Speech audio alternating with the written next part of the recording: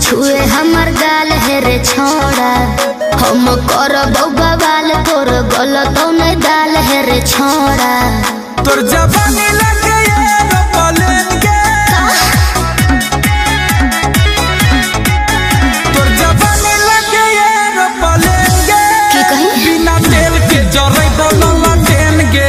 अच्छा बिना तेल के जरई बोला ट्रेन के, तनी करे न जवानिया सकेन के, बिना तेल के जरई बोला ट्रेन के। अरे जान बिना तेल के जरई बोला ट्रेन के।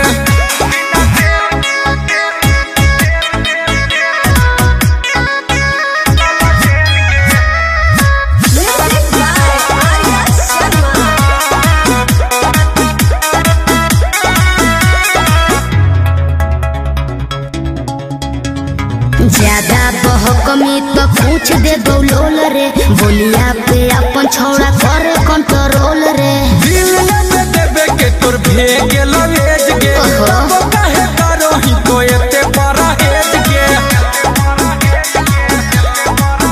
तोरा देखला पहिलो है बरेन के। अच्छा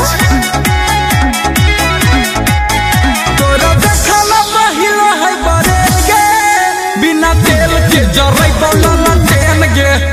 बिना तेल के जरई बोला ट्रेन के। तोरे कॉपी रखो हमारा तो पेन के, बिना तेल के जरई बोला ट्रेन के। बिना तेल के जरई बोला ट्रेन के।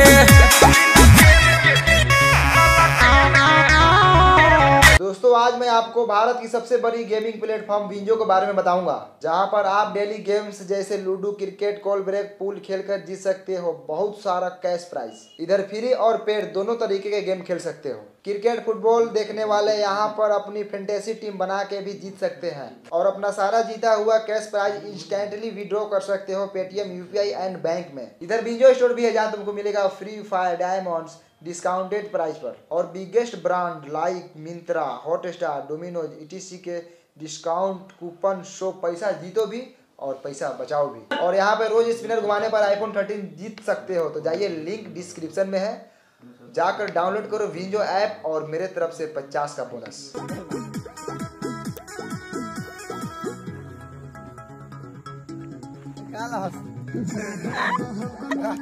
चलिए अब पीछे से हटो। हटाओ भाई, चलिए छोड़ना कोशिश। इधर आओ ना।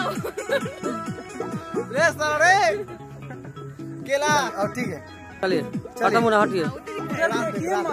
चलिए रात हो रहा है, चलिए ना, लेट हो रहा है, हमें घूमने जाना है। हाँ